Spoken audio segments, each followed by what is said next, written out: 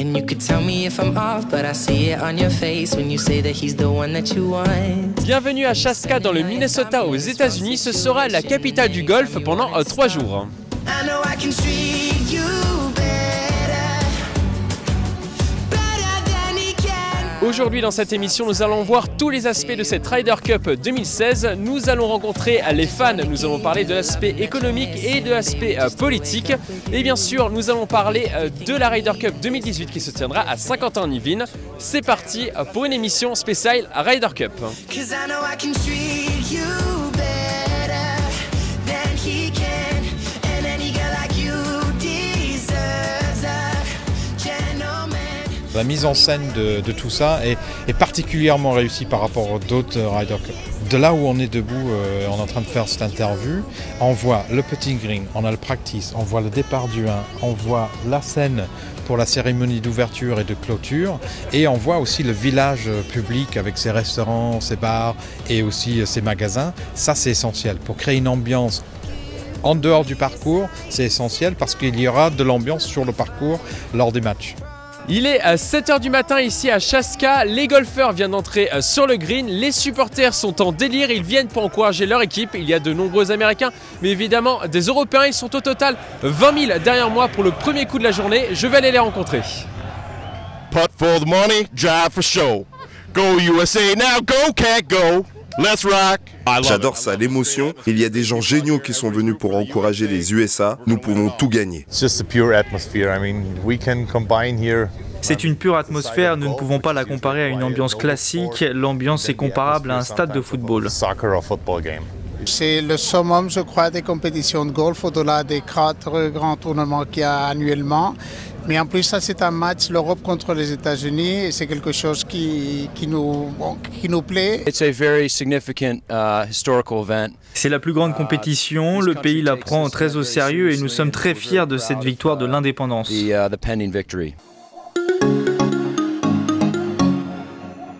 Alors il n'y a pas que des supporters étrangers ici à Hazeltine, il y a également quelques Français, en tout cas j'en ai trouvé un. Comment vous vivez cette compétition ?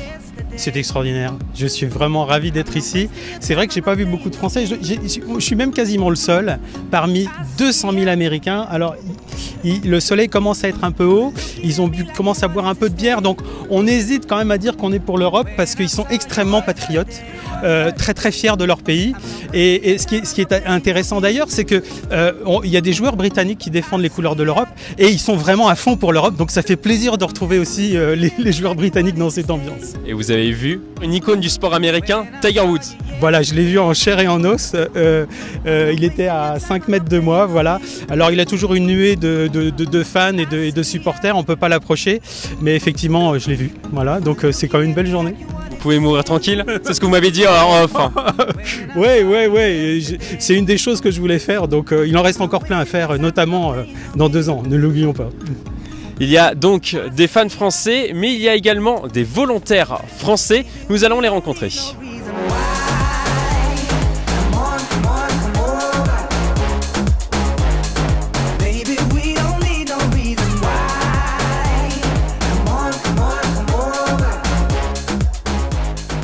On s'est inscrit en fait il y a 18 mois environ sur le site du PGA, voilà. Et puis en indiquant qu'on parlait anglais quand même pour pouvoir commercer aux États-Unis.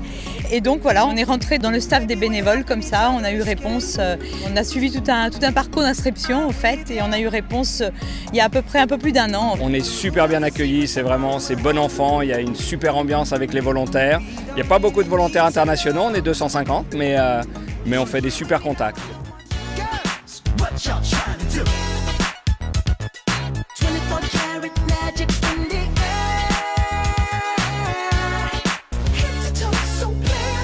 Nous sommes à présent au Media Center, le centre média. Plus de 1200 journalistes sont accrédités pour l'événement et ils viennent du monde entier. Nous allons les rencontrer.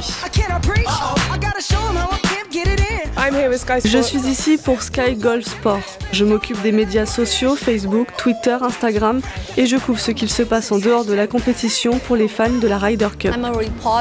Je suis reporter pour une chaîne de golf en Chine. C'est ma première expérience sur une Ryder Cup et je suis très excitée d'être ici.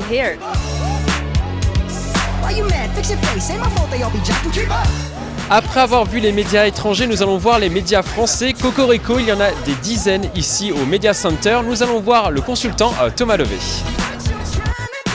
Alors je suis avec Thomas Levé à présent. Thomas Levé qui est consultant pour une chaîne concurrente, Canal+, on peut le dire, on peut le citer. Vous qui êtes là quasiment H24 ici, vous le trouvez comment ce Media Center? On voit qu'il y a une grosse organisation pour les journalistes et pour tout le monde. Oui, ça ressemble à ce qu'il y a dans les tournois majeurs. C'est un petit peu plus gros parce qu'il y a un petit peu plus d'intérêt pour la Ryder Cup. On bat tous les records avec plus de 1200 journalistes qui se déplacent. Et puis tout ça, c'est des infrastructures incroyables. Et puis c'est une organisation de dingue avec des bus, des transports. Il n'y a même pas de trafic. C'est ça qui est incroyable. Pour arriver au golf, il n'y a pas de trafic alors que vous avez 60 000 personnes qui se déplacent en même temps. Et c'est juste une organisation très très bien pensée. Et pour nous, en France, pour 2018, ça donne beaucoup d'idées. Ça donne beaucoup de très bonnes idées d'ailleurs. Et donc on essaiera de faire aussi bien. Justement, vous m'emmenez sur la prochaine question. La Ryder Cup dans 2 ans en France, c'est vraiment une bonne idée? Ça va amener tout ça en France, un spectacle incroyable. Des touristes américains, ils annoncent pratiquement 20 000 Américains qui vont se déplacer pour la Ryder Cup à Paris. Vous imaginez le truc pour les hôtels, les golfs, toutes les régions. Et puis la France est un pays assez méconnu au niveau de la qualité de ses golfs et de ses capacités d'accueil pour les golfeurs. Donc je crois que pour le département 78, ça va être absolument fabuleux. Moi, vous savez, je m'entraînais à Versailles, donc je connais bien le truc. Et puis ça va être fabuleux pour Paris, pour toute la France d'accueillir un événement comme ça. Et je pense que ça va donner pas mal d'idées aux jeunes pour s'y mettre.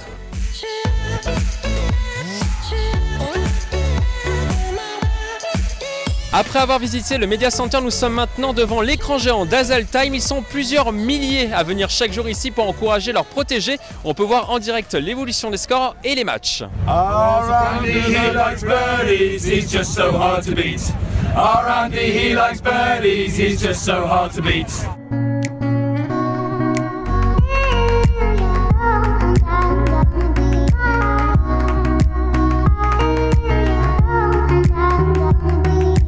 Je suis désormais devant l'un des endroits les plus prisés ici au golf d'Haseltime. Je ne vous parle pas des écrans géants ou des greens ou des boutiques. Je vous parle bien sûr de la buvette. Chaque Américain et chaque Européen devrait boire, selon les organisateurs, entre 5 et 10 litres pendant les 3 jours de compétition.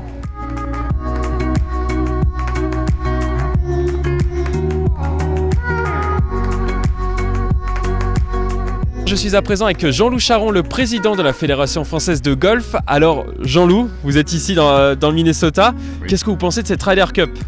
Déjà, la première impression est une notion d'espace. On voit que les Américains ont utilisé beaucoup de surface pour rendre les choses fluides et créer un événement assez exceptionnel, car c'est la première fois que la Ryder Cup s'installe dans le Minnesota sur un parcours qui a accueilli les plus grands événements golfiques américains en dehors de la Ryder Cup. Donc ravi d'être là, le temps y est, une décoration à l'américaine tout rouge pour soutenir leur équipe, ce qui sera différent de nous dans 2 ans, en 2018 au Golf National bien sûr. Vous passez un bon moment?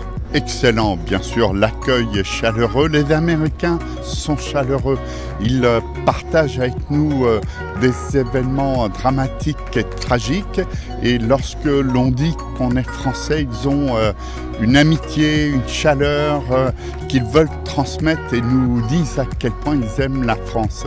Alors vous êtes ravi? Enchanté, ravi et puis quelque part hâte d'être en 2018, donc de vieillir un peu et d'être au Golf National. Alors maintenant on va vous quitter, Jean-Loup, et je vais aller au stand du Golf National qui est ici à Haseltime. On y va tout de suite.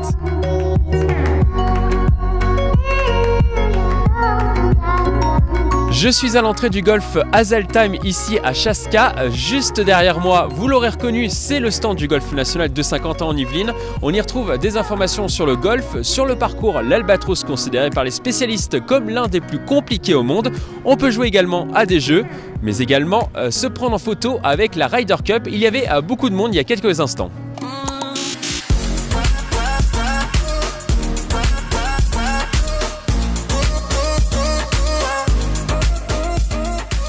La Ryder Cup ne se passe pas que sur les greens, elle se déroule également dans les magasins. 135 millions de dollars devraient être engrangés seulement en merchandising pendant la compétition. Le panier moyen d'un Américain serait de 100 $ pour les 3 jours. Nous allons voir ce qu'ils ont dans leur sac.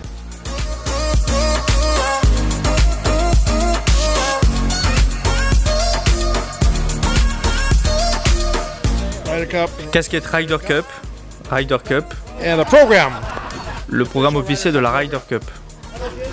On est vraiment heureux. J'ai un drapeau américain, un couvre-club, un drapeau. Pourquoi je les ai achetés? Pour mon père, mon frère, ma famille.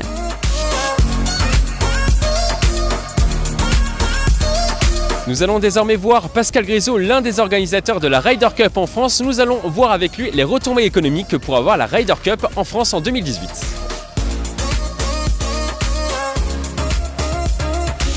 D'après les études que nous avons réalisées, en impact direct lié à l'événement, on aurait à peu près 150 millions de création de richesse et en indirect, il faut rajouter à peu près 50%, donc un total de 225 millions d'euros de création de richesse sur un événement qui est un événement assez court, puisque c'est 3 jours de compétition, c'est très important.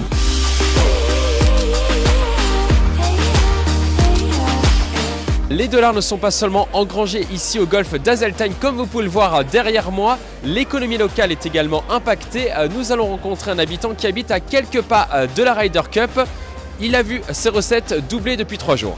Je travaille en dehors de la ville, ça n'affecte pas vraiment mon travail, mais je suis également conducteur de Uber et je fais des Airbnb dans ma maison. J'ai 2 occupants actuellement et je vais gagner beaucoup d'argent ce week-end.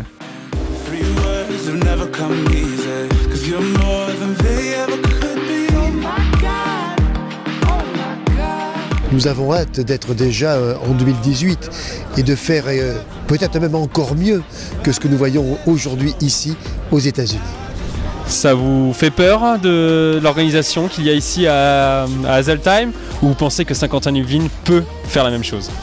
Je pense que nous sommes prêts déjà à relever le défi. Nous sommes là pour regarder comment les choses se passent, comme nous l'étions il y a 2 ans aussi en Écosse. Et donc on voit que là, cette fois, la barre est encore un petit peu plus haute. Et donc c'est à nous à relever ce défi, mais je pense qu'on va tirer beaucoup d'enseignements de ce que nous voyons aujourd'hui aux États-Unis. Ils sont très bien préparés, tout ça a été vraiment très bien organisé. Je dois dire que je suis surpris, mais il y a beaucoup d'enseignements à tirer, et beaucoup d'enseignements qui vont nous servir dans 2 ans à Saint-Quentin-en-Yvelines.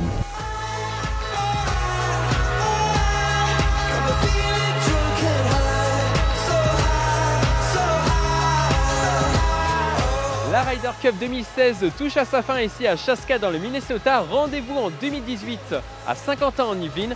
J'ai des souvenirs plein la tête, j'espère que vous aussi. Je vous dis au revoir. De mon côté, je vais essayer d'avoir un autographe de Tiger Woods.